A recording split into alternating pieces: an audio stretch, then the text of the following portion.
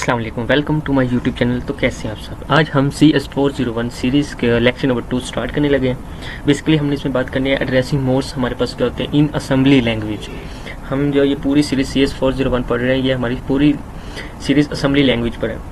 तो इसमें जो जो टॉपिक्स हमारे पास आते हैं वो सब मैं इसी वीडियो में आपको क्लियर करवाऊंगा। एड्रेसिंग मोड में हमारे पास आता है data declaration, direct addressing, size mismatch error, register indirect addressing, register offset addressing, segment association address, wrap around और एड्रेसिंग मोड समरी हमारे पास क्या होता है।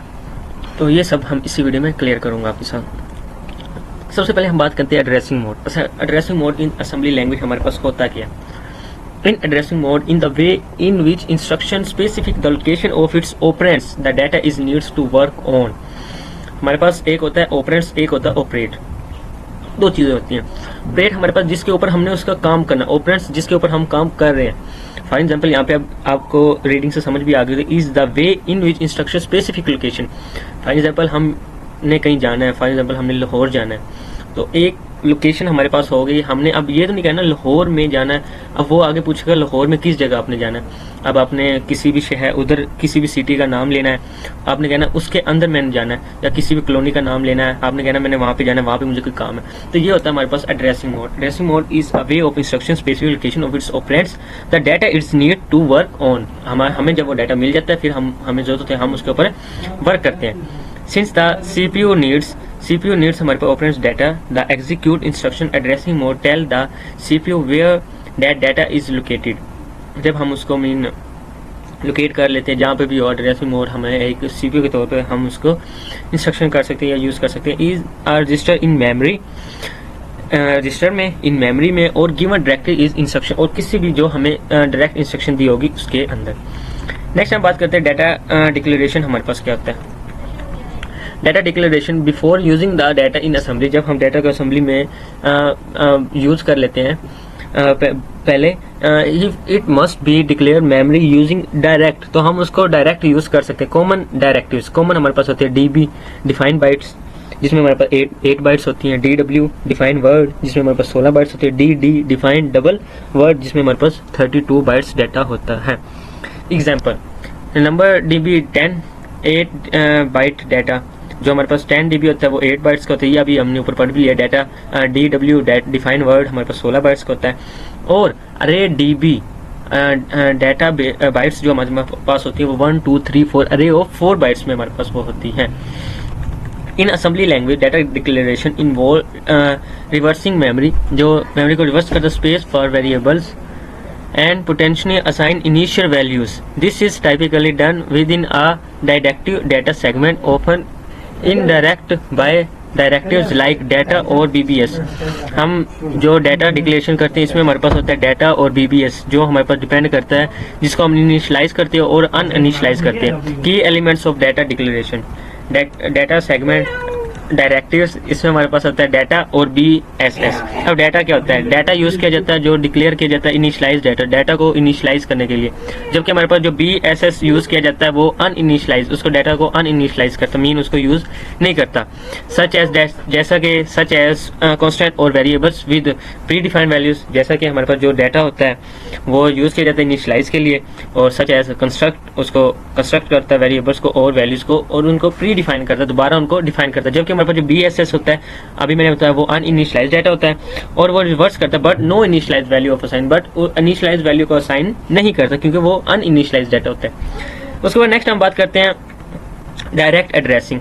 डायरेक्ट एड्रेसिंग हमारे पास the instruction direct specific menu addressing operands, मतलब ऑपरेंड्स अभी मैंने आपको बताया भी था ऊपर कि जो हमें लोकेशन या कोई ऐसा वर्क हमें पता चल जाए उसके बाद हम उसके ऊपर काम शुरू कर दें, तो ये हमारे पास होता है डायरेक्ट एड्रेसिंग। उसके ऊपर फिर हमने काम शुरू कर दिया। जैसे हमारे पास मूव किसी भी चीज़ को हम मूव कर सकते हैं, या उसको स्टोर कर सकते हैं, या उसको ऐड करना, या उसको सब्सट्रैक्ट करना, ये सारी चीज़ें हमारे पास होती हैं।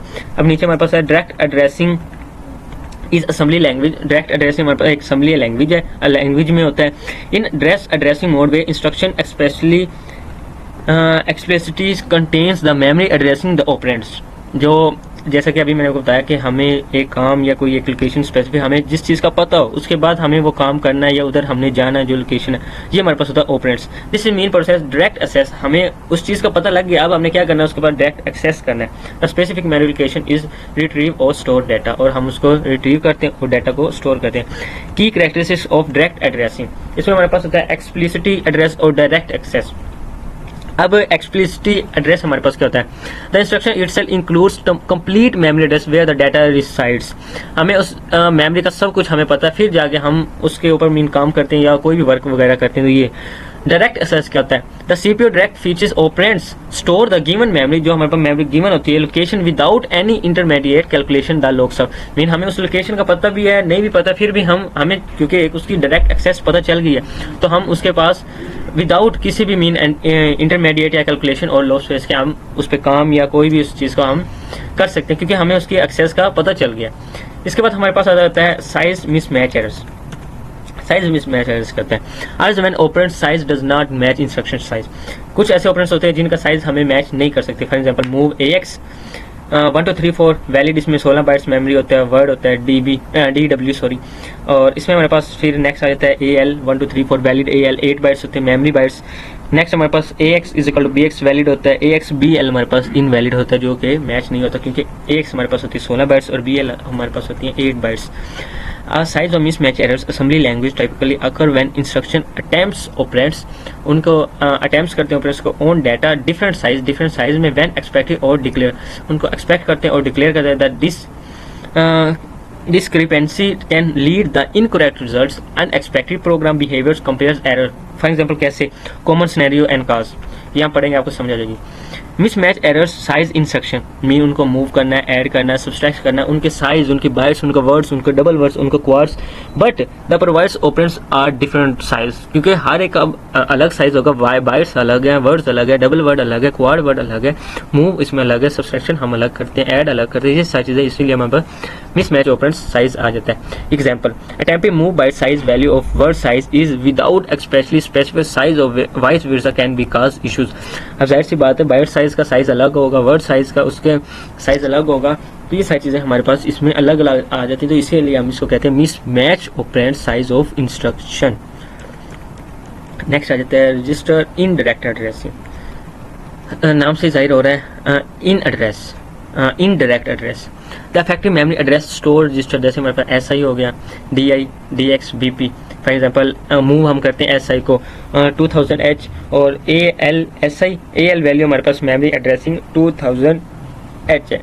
अब आपको जब ये मैं पढ़ूंगा आपको समझ आ जाएगी।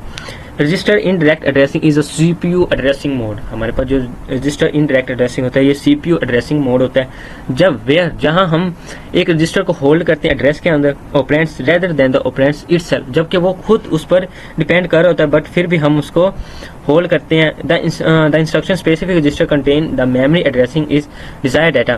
फिर क्या करता है जो इंस्ट्रक्शन स्पेसिफिक रजिस्टर होता है वो उस मेमोरी को एड्रेस को एक डिज़ाइन करता है या डिजायर डाटा में कन्वर्ट करता है। दिस मेथड इज यूजफुल, वो मेथड हम यूजफुल करते हैं किसी भी डाटा को एक्सेस करने के लिए, लाइक उसके अरेज को, उसके रजिस्टर्स को, या किसी भी चीज़ की उसके डेली रूटीन पॉइंट्स को, या उसको डिफरेंट डाटा लोकेशन पे ले जाने के लिए। ये हमारे पास होता है register in direct. How it work, ये वर्क कैसे करता है? Operand address in register instead a memory address being directly instruction contain a resistor. तो इसमें हमारे पास आ जाता है रजिस्टर हैज पॉइंटर आ जाता है, मेमोरी एक्सेस आ जाता है। इसके बाद नेक्स्ट चलते हैं कंसीडर, इसमें हमारे पास move AX BX, the BX register holds memory address for example 1 2 3 4 BX हमारे पास, इसमें हमारे पास आ जाता है कि कोई भी मेमोरी जो हम लोकेशन हु एड्रेस उसका एड्रेस क्या होना चाहिए इन BX में। Therefore the instruction copies the value found memory address 1 2 3 4 H into the AX register, क्योंकि हम जितनी वैल्यूज़ होती हैं AX BX DX या फिर IP, इन सब को हम एक इंस्ट्रक्शन में यूज़ कर रहे हैं जो कि हम किसी को ऐड करें, मूव करें और सब्सट्रैक्ट करें। तो ये इसमें हमें बताया कि वो वर्क कैसे करता है। Register offset addressing, operand address is calculate by adding basic register. Operand address जो कैलकुलेट करता है रजिस्टर बेसिकली हमारे पास होता है बेस रजिस्टर, जिसमें हमारे पास BX BP SI DI with an offset displacement. Example move BX 1000H, move AL B X plus 0.5 value of B X plus, इसमें हम प्लस करते हैं इन चीज़ों को और माइनस करते हैं। Register offset addressing is a memory addressing techniques where the effective memory addressing is calculate adding a fix offset to the value stored in a base register. The mode is combines address and कहाँ पे थे हम, address with the dynamic immediately offset of location data। यहाँ पे आपको मैं इसकी जब ये इसका वर्क बताऊंगा ना, हाउ इट वर्क, तो आपको इसकी रजिस्टर ऑफसेट एड्रेसिंग की कंप्लीट समझ आएगी। अब हमारे पास आ गया base register. Register hold starting a base address of memory block. Register क्या करता है, होल्ड करके रखता है किसमें, स्टार्टिंग में ही, और बेस एड्रेसिंग की मेमोरी को ब्लॉक करता है। ऑफसेट क्या, a constant value is contain and other register added the base register, किसी भी रजिस्टर को ऐड करता है किसमें, बेस रजिस्टर में। ऑफसेट हमारे पास ये होता है। इफेक्टिव एड्रेस क्या होता है, the sum of base register का सम जो हम लेते हैं, and offset gives final memory addressing from which to access data, जो डाटा को एक्सेस करता है।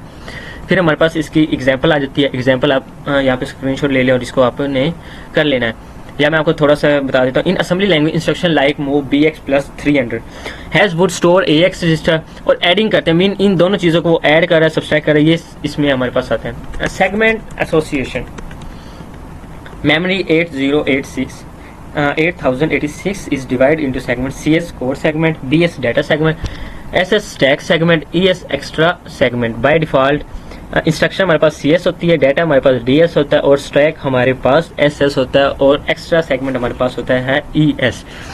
Can overwrite segment overwrite prefix, example move A L B X, A L E S B X from D S segment by default from E S segment. In assembly language जो हमारे पास ये 86 architecture है, पिछले lecture में मैं आपको complete बता कर आया हूँ, ये हमारे पास क्या होता है। अब हमने क्या बात करनी है, memory segmentation. The system memory is divided logical blocks called segments. These segments typically categorized program components such as code segment, data segment, और इसमें हमारे पास stack segment, extra segment, ये अभी हम ऊपर इनके बारे में पढ़ के आए हैं। और हमारे पास segment रजिस्टर आ जाता है, और लोकल एड्रेसिंग हमारे पास आ जाता है। नेक्स्ट हम बात करते हैं एड्रेसिंग वार्प अराउंड क्या होता है। इन 8086 फिजिकल मेमोरी एड्रेसिंग 20 बाइट्स इन 1 MB स्पेस।